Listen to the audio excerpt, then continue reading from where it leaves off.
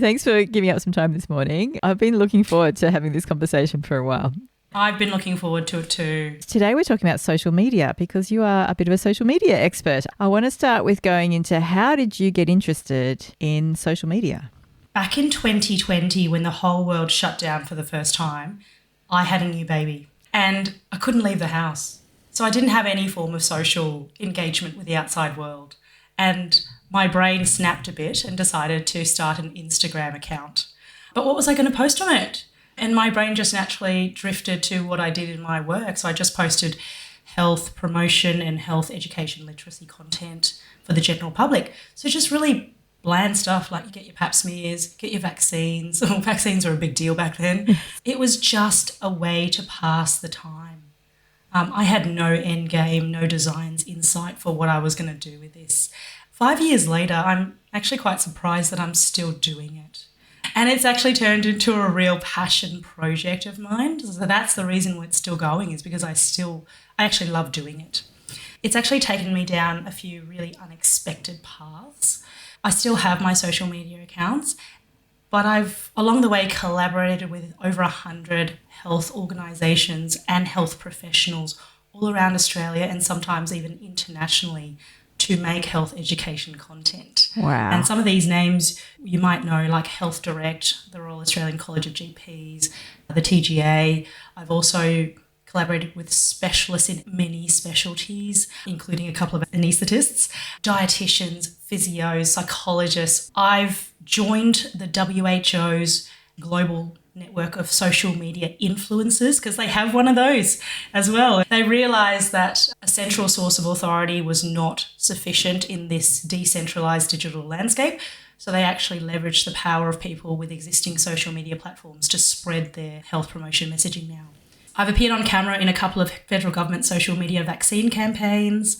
I write articles on the do's and don'ts of social media use for doctors for the Medical Journal of Australia's online publication.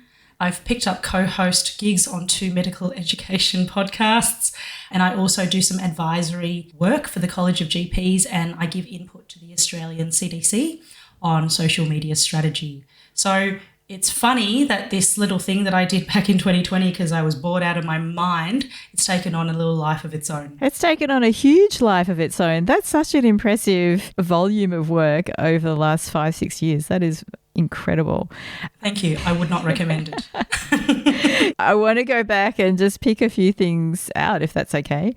So way back at the start, why Instagram when there's Facebook, TikTok, LinkedIn, so many platforms? Why did you choose Instagram? I actually wanted to do YouTube because back in 2017, when I was much younger, I started a YouTube account doing the same thing. I made videos about health promotion content. So in 2020, I thought I'll just go back to that. Talked to one of my friends and they said nobody does YouTube anymore. All the cool kids are going on Instagram. So I thought, okay, I got to get on Instagram and see what this thing is about. You're making me sound like a lot more considered in my approach than it actually was. I didn't do any research at all. So if I had to learn a new medium, that was part of the allure, really. With your YouTube content, had you already done medical education and health communication before you entered into social media? So my first foray was me filming with my iPhone in my office, making YouTube videos.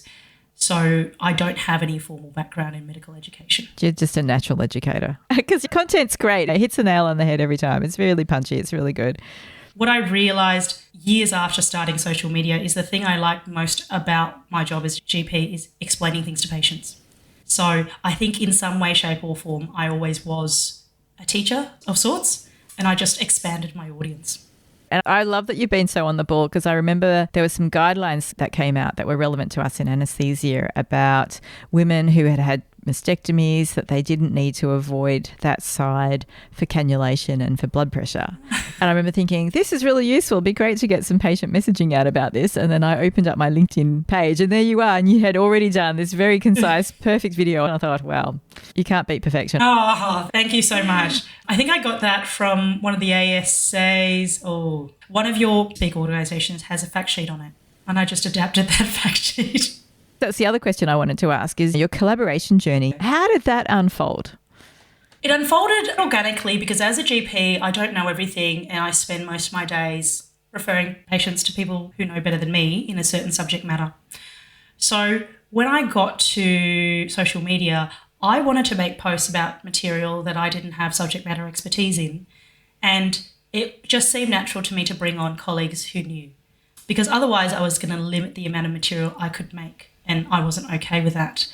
I literally reached out to people on social media who already had platforms to say, I'm me, you seem great at this aspect of medicine, I want to make a post about it. Would you be open to making a collaboration? And the great thing about Instagram is it does allow that collaboration type of post where the same post will appear on both of your feeds as content. There was something in it for them too, is they would get a piece of content out of it. The sweetener is most of the time I would offer to do the graphic design because that's something that I really enjoy. Now that I have more of a following and I'm known for doing collaborations, people are more likely to say yes. And then there are colleagues who I go back to repeatedly. For example, I know one particular endocrinologist quite well, Katie Wild in Brisbane, and we've done easily 10 collaborations together on all manner of endocrine subjects. For those collaborations, would you draft the content and she'd edit it or vice versa? And then you do the recording and production side of things? Most of my content on Instagram is written content. And that's just a personal choice. There's nothing wrong with video content. I sometimes do that too. But I find written content a lot more flexible in terms of the workflows. I don't have to put makeup on and schedule a time. I can do it in fits and spurts throughout the day. Usually what happens with most of my collabs is I get my subject matter expert, the colleague, to just brain dump in an email. And then I take it away and I refine it and I pitch it and I make the graphics. And then I give them a first draft of what the final post will look like. They say yay or nay, add this, no, you got that bit wrong. I correct it and we go back and forth until we're both happy. I think it's really good for people to understand how much work goes into creating some of these extremely brief moments of social media content. Yes, sometimes it can take days to weeks to get together what might just take you 20 seconds to read. And then sometimes it's on your feed for a little bit and then it's gone because there's so much content being created and being uploaded to social media all the time.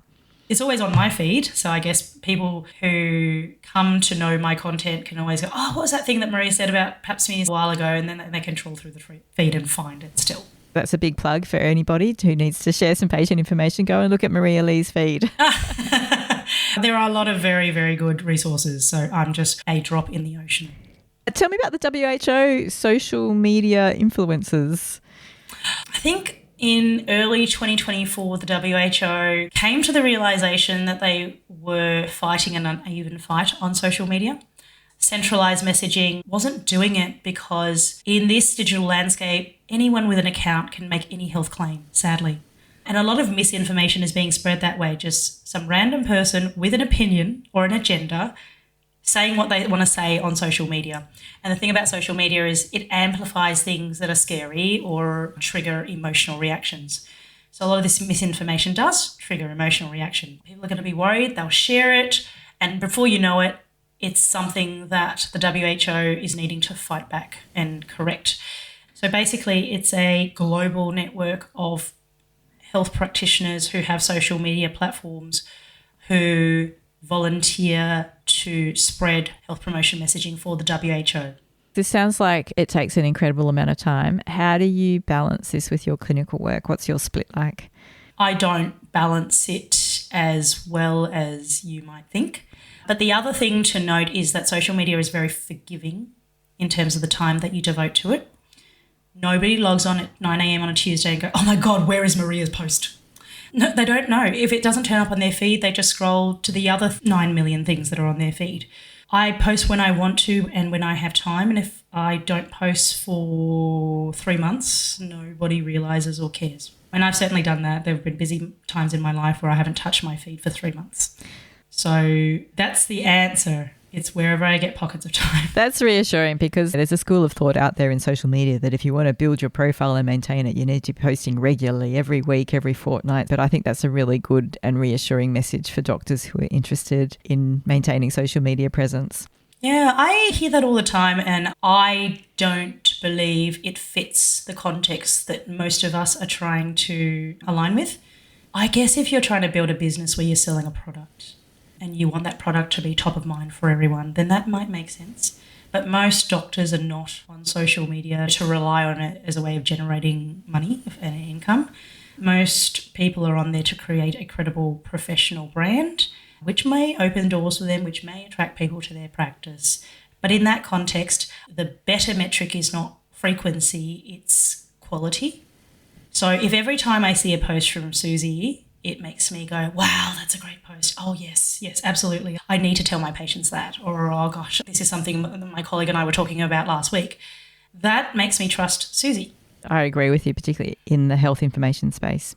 It's interesting that we're touching a bit there on building businesses, and doctors are limited in what we can do in terms of promoting and advertising in general, but particularly on social media, which is perhaps now a good time to talk about the do's and don'ts of social media for doctors. I know you've got 5 top tips lined up for us, so let's go for the first one.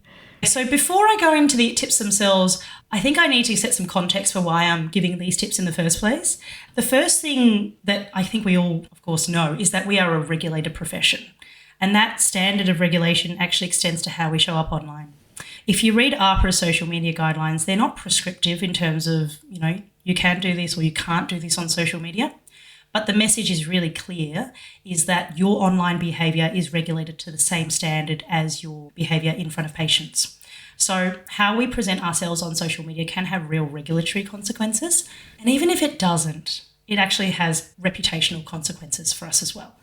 So with that in mind, today I just want to lay the foundation and give you some principles, not exactly mechanics.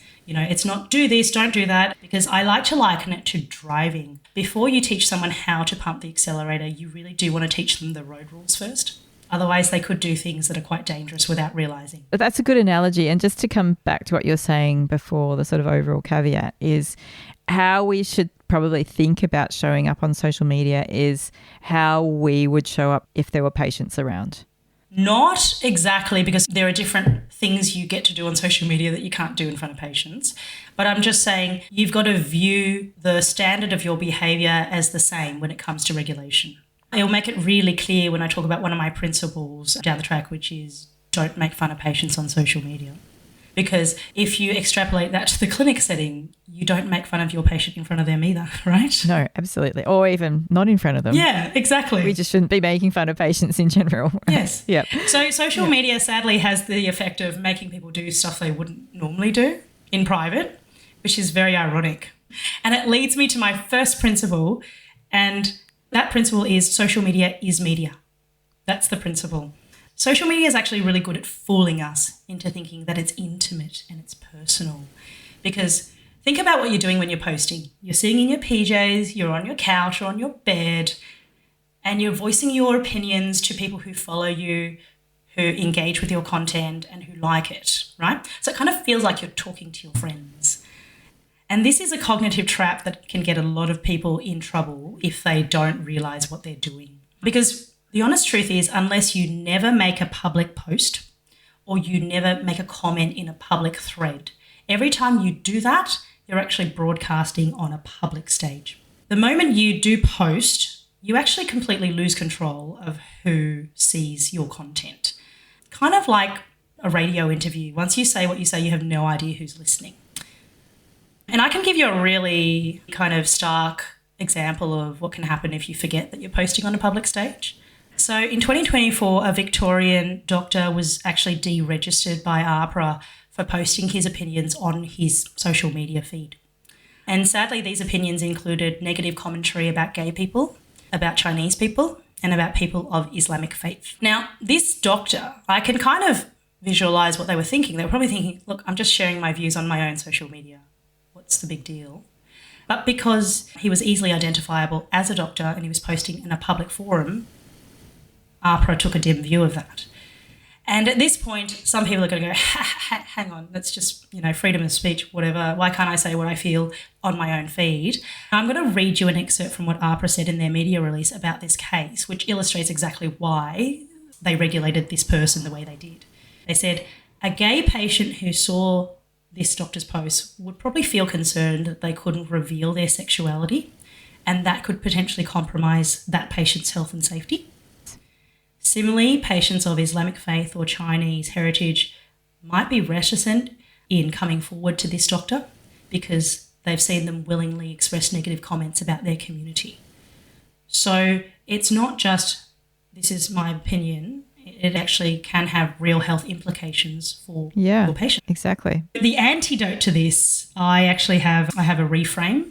My advice is, before you make a post, I want you to actually ask yourself this question. Would I say this on TV with my name and my job title on the screen? If the answer is no, why would you say it on social media? That really reminds me, I talked to a few people who are taking on leadership roles who've had private social media accounts. It was a way to keep in contact and share photos with our friends and family. And then at some point they realise, oh, I'm taking on this very public profile. They come and they ask me, can I use my social media account in that capacity? And my advice to them is they will probably get to a point that their personal and their professional role will combine. Unless you have an alias account that all your friends and family know you as, that you do end up just posting as Dr. blah, blah, blah. This is my title. And it's just who you're posting as. Would that be where you see it? Yes. And I do know people who have an account by a different name. It's purely for personal purposes. The feed is not public. They talk to their friends and family using that account. And then their professional account is Dr. John Smith or Dr. Jane Smith. And the other thing is, if you're going to try and turn a personal account into an account where you also talk about your leadership and professional matters, is to go back through your feed and have a look at what you've posted in the past. Sometimes it's really easy to forget that in 2002 you posted a photo of yourself getting drunk in Bali. Oh, that's the classic, isn't it? You see that when people end up in the newspapers, like people drag up some photo, and I might take that tip and just go back through my Facebook feed after this podcast. I think mine's mainly cat photos and travel photos, so I don't think there's hopefully too much to worry about there. That's pretty benign. Anyway, moving on. What's your next tip for us?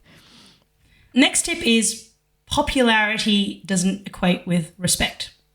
To explain this, I actually want to explain how social media algorithms work, because that context is quite important. Social media, on the surface, it looks like a tool for us to express ourselves, but really it's a really smart business model that just profits from our attention. So the longer people end up scrolling the app and reading the content on the app, the more ads they can be shown. And that's how the platforms make their money. So the algorithm is actually built to amplify content that hooks people and keeps them hooked. And now if we flip that and we look at it from the perspective of a content producer, so we are the ones now who make the content, the platforms by necessity need to quietly train us to produce content that performs, because we are their income generating units. And so they do that in a couple of ways. They show us our performance stats so that over time we get those dopamine hits from getting the likes and shares and comments. They also show us what other accounts similar to ours is doing that is working well. And so they're trying to nudge us to copy. So if you look at your social media feed and you keep seeing the same type of content over and over again, it's probably because the platform is trying to tell you, if you're ever thinking about making a video, you should make one like this because it will engage really well. What I'm about to say next is that there's a trap. And the trap is the algorithm's definition of good content is not the same as most doctors' definition of good content, or at least most sensible people's definition of good content. A research group in Stanford analysed 30 million social media posts to see what went viral and what algorithms would preferentially amplify. And the answer is algorithms will amplify content that expresses strongly negative sentiments or triggers high emotional arousal states like outrage or fear or anger. So what does this mean for us as content creators? If you're not careful, you can start drifting. So you might start off posting just straight-laced content, and then over time you realise, oh my God, that spicy take or that provocative post did a lot better than my usual stuff. So then over time, without meaning to, you might start drifting. And before you know it, you can actually start just creating for the algorithm.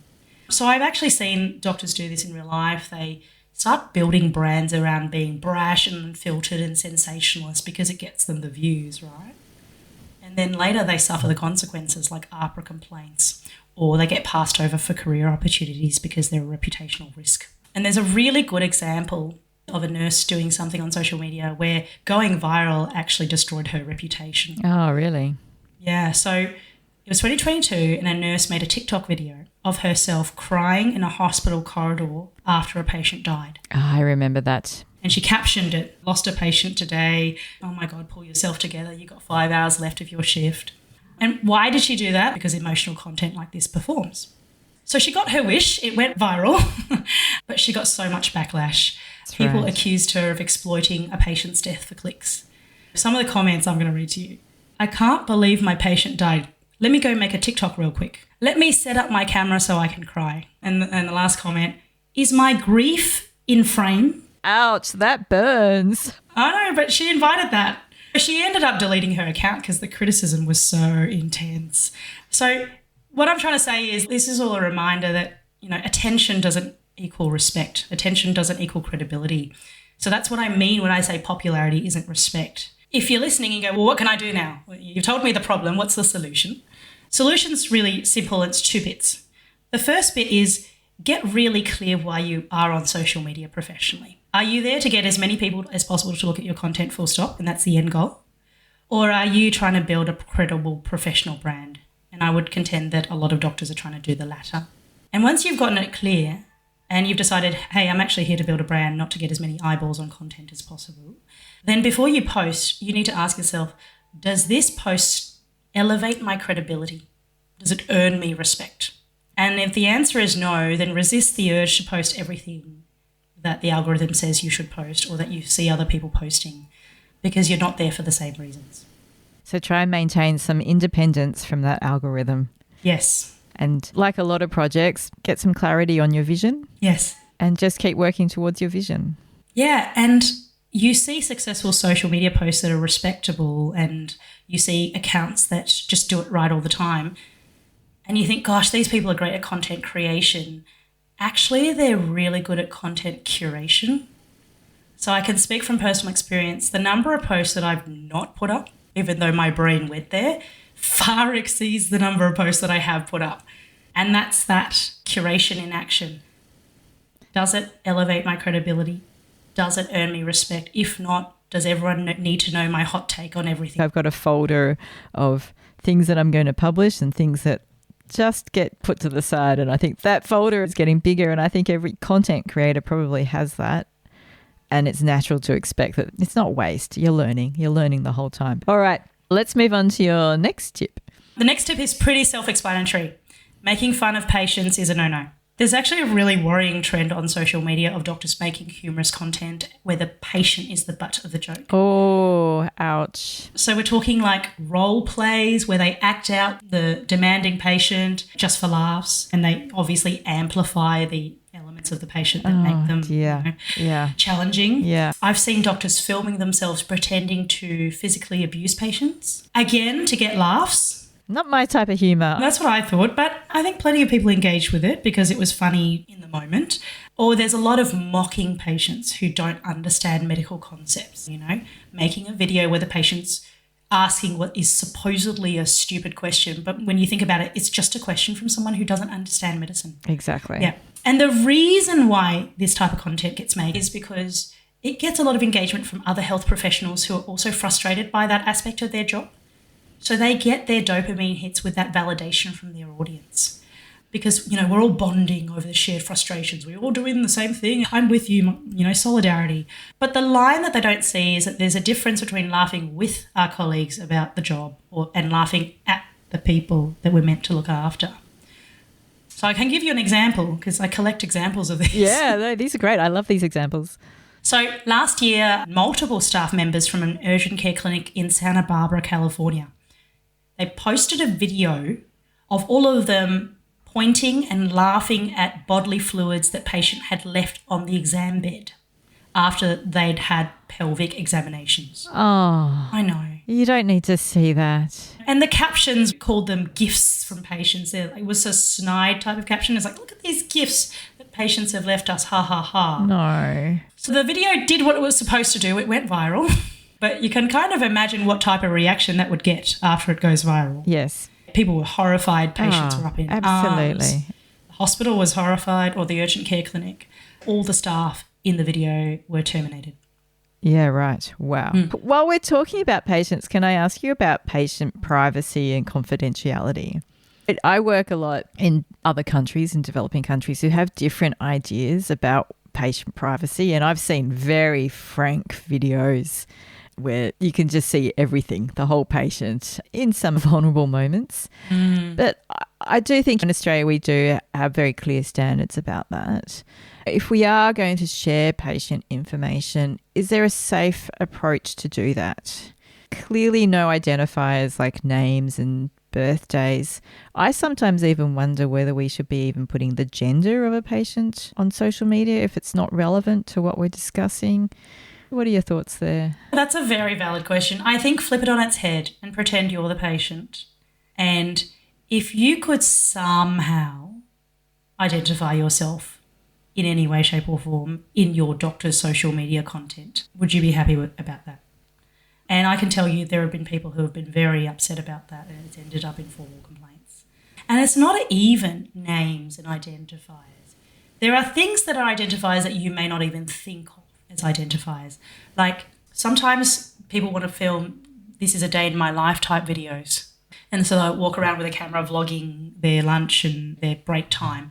There have been instances where people have been in the background of those videos walking along the corridors where you could just briefly see them, and that's resulted in a complaint because they're like, I didn't want anyone to know I was in hospital on that day, and you've clearly got me in frame. Sometimes it could be something as simple as a tattoo or a body habitus or the way someone does their hair, like if someone has very distinctive hairstyle or hair colour, and you piece that together with what is already publicly known about you, which is you work in an area health service. And sometimes that's enough to identify someone. Yeah. And if you think about, well, why would people get so up in arms? What if there was someone who was in a domestic violence situation and they didn't want their partner to know that they were in a certain location? So this is not advice. This is just my personal philosophy when it comes to posting. I can't say never because I can't remember all my content, but I don't tend to post anything that has evidence of my public surroundings or my clinical surroundings in the post. And if I am making a clinical post, I will change all manner of details. I'll change gender, I'll change age, I'll change the procedure until it's completely unidentifiable or what I think is unidentifiable. And in instances where I've actually had to have people on my content, I've asked them, I've said, this is what I plan to do. May I have your permission to use these words? That's a really good, safe take. Because sometimes I've seen content where doctors have had a conversation with a patient and they just want to take out one snippet of that conversation. A patient asked me about blah. And it's a very specific, but not so specific that it's going to identify the patient, but generalizable enough that perhaps the doctor's answer to that question is going to be useful for other people in a similar situation. So if you narrow it down so much that it literally is just a question that anyone could ask, I don't see an issue with that. For example, if you do a post on, can the flu vaccine give me the flu? Well, I'm asked that 50 times a week. So that's not a breach of privacy. No, but it can become a quick slippery slope. I've seen summaries from meetings, not the full summary, but we had this case of a middle-aged man undergoing this surgery. He had a history of XYZ. And at that point, I'm starting to think, is this potentially identifiable? Even if you haven't named the hospital, you've got enough there that the patient, potentially one of their family members, go, are they discussing me or my family member? It's not so general at that point. My immediate reaction in that situation is if you're going to put that on social media or in any public forum, you probably should get consent. People put two and two together. Oh, you're from this local health district. You're talking about a person of this approximate age with this pathology. That's my dad. Exactly. That's what I worry about. So either get consent or just make it even more general than that. Yeah. And if in doubt, run it past your MDO because they're there to make sure you don't end up in hot water. Good tip. All right. Sorry, I segued massively. What's your next tip for us? My next tip is your comments count as your content. Most people will use their feed posts pretty carefully because they know it reflects on them. But then they get to the comments section and they forget that that is a public reflection on them as well. And that makes sense because comments are really quick to write and it doesn't go on your feed, so it's not there for everyone to see immediately when they visit your feed. So people tend to be more impulsive, they tend to be more reactive, and it can bite them. If it's in a public thread, it's public commentary, and it can be screenshotted and it can be captured and used. And that's probably a good reminder that private Facebook groups, there's so-called private WhatsApp groups, that any of these are still public comment. They can be screenshotted and shared. Absolutely. I've seen people take screenshots out of private groups, but I think that's an individual judgment as to how big the group is and how well you know these people. But then, yeah, in a group where there's thousands of people, most of which you have never met in your life, there's no guarantee and there's no loyalty to you. Loyalties can change as well. Some of these things are evergreen, which is what I love about social media content, because when people ask me a question, I just refer them back. But it can also bite you. So I have an example about this. So let's just call this Dr. Sue. Mm-hmm. Sue was on her local mum's Facebook group. Oh, this could be me. I'm always on my local mum's Facebook group. Let's not call her Sue. Let's call her Karen. Jane. Sounds good. Jane's an obstetrician who used social media under her professional name. Mm-hmm. She didn't post much, but she was a very prolific commenter. One day she was on her local Facebook mums group and there was a post about birth trauma, accusing obstetricians of pathologizing natural birth. Oh, triggering. Yes, it was very triggering for Jane. She got into an argument with one of the local mums and it got increasingly agitated. And in the heat of the moment, she left a comment. She said, look, my job is to deliver babies, not fairy tales. If that offends you, grow up or else your child may not get to. Oh, there's a lot of heat in that comment, isn't there? Which I guess. Especially when you do it for a living and you're doing it for a good intention. And you see the heartbreak when it goes wrong and when you think it could have been preventable. You can probably guess what happened after that. So that was screenshotted and sent to Karen's employer. And so Karen got a formal complaint with evidence of Jane, sorry. Karen Jane, hyphenated. Clearly, it's not her real name. But yeah, this obstetrician basically earned herself a formal complaint because she got riled up in the comment section. The thing I suppose the takeaway with all these examples is this pathway of screenshot to formal complaint, providing the evidence. It's almost a laid-down misere after that, isn't it? Like I said in my first point, it's media. You're being interviewed, basically. You just don't perceive it as such. You're always on the record. You are. Even when you delete your content, someone else may have already screenshotted it. So I think what to do, because there's one thing knowing the problem, but what's the solution? The solution, I think, is to remember two simple things. Firstly, if it wouldn't go on your feed, it probably shouldn't go in your comments. And the second thing is you don't need to win arguments online. That's true. People get really up in arms about winning an argument against someone they've never met. You don't need to. You can just walk away. There's a good quote about that. You shouldn't argue with a fool because an outsider can't tell the difference. Yep. Do we have time for one last tip? Okay. So my last tip is be yourself. Be authentic. And the reason why I say that is because I see a lot of people trying to keep up with the trends on social media. And social media is a trend machine. Every time you open the app, someone's doing something new and then everyone else is copying them. The problem for that as us doctors is social media trends have very little substance. And unless you're right there in the moment, they mean nothing to anyone else. So if I look back on someone's feed in 2 years' time and all they've done is a series of trends, it makes them seem confusing and without focus. So, for example, a while back, everyone was posting about their burn list, which is a list of things they don't want other people to do. I missed that trend. Tell me more about the burn list. For example, let's say an interior designer might post their burn list. It might be like, I don't want to see any more beige. I don't want to see any more boucle. I don't want to see herringbone floors or marble bench tops anymore. And so doctors were doing stuff like that. Really? Yes. And in the moment, if you understand the trend, okay, it makes sense. In 5 months' time, when I look back, I'm like, what is this? What are you trying to say? I don't get it. So if you do too many of those, your whole feed becomes really confusing. So last year there was that Coldplay astronomer cheating kiss cam scandal. And that was all over social media.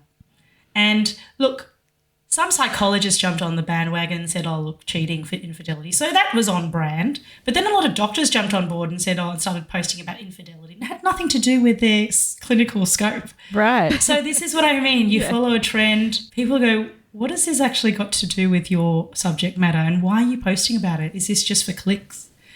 And the other thing is, if you keep following trends, it's just exhausting. Something new is cool every week. And you end up on this hamster wheel where you're just posting because other people are posting. You're not doing anything that's authentic to you.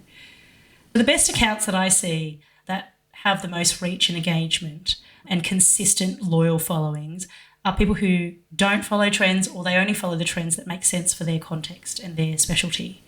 For example, some doctors only post about breastfeeding because that's their niche. Some only post about breast cancer. Some only do videos, some only do static posts. The format doesn't matter, the niche doesn't matter. Anything can work, and the common ingredient is that the person posting is authentic to what they're passionate about. So if I had to give you a piece of advice about what to do, because I've given you a lot of advice about what not to do, but what to do is don't copy what other people are doing.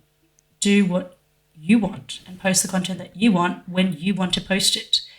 And the people who will follow you and genuinely find your content engaging and be loyal to you, they will find you.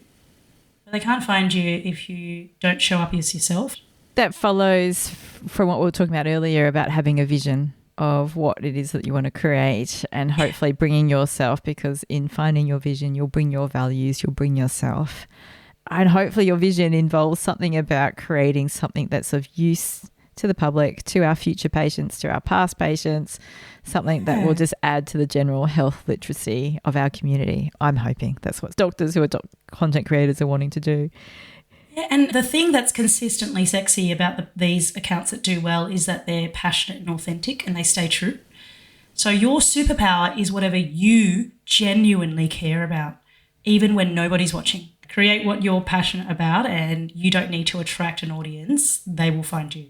That's a great final message to leave on, but is there anything else that you wanted to add? So I'm just going to reiterate the 5 points. Point number 1, social media is media. Don't treat it like it's throwaway. It's as valid as a TV interview. Point number 2, popularity isn't respect. Chasing popularity can actually bite you in the behind. Number 3, don't make fun of patients. That's pretty self-explanatory. It's never a good idea. It's never a good look. Number 4, comments count as content. Comments are not the throwaway things that you get to do after you make your content. They are your content.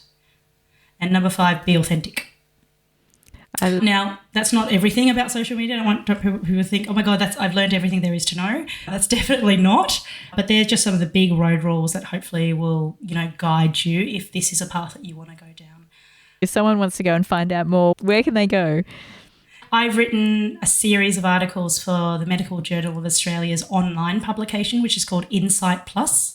So if you just Google my name plus MJA Insight Plus, you'll find 5 articles that I've already written, and I do plan to write more when I have time.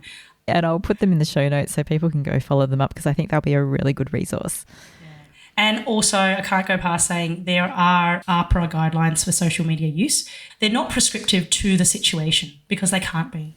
They can't predict what everyone's going to do on social media, but they're good groundwork to do if you want to get into this space, because it's coming straight from the regulator. I love the messages that you've shared today. Thank you for sharing those resources with us. I think they'll be really useful, because I know there are, and I do encourage people to dabble in their social media itch if that's what they're wanting to do. So thank you so much for your time today. It's been really great chatting with you, Maria. Thank you, Susie. It's been great being on. I've had a wonderful time. This has been Australian Anaesthesia, produced by the Australian Society of Anaesthetists, with many thanks to host and editor Dr. Susie New, with music by Soda Lime Music, sound and engineering by Bearview, and graphics by the ASA Communications team. For more content, please visit www.asa.org.au.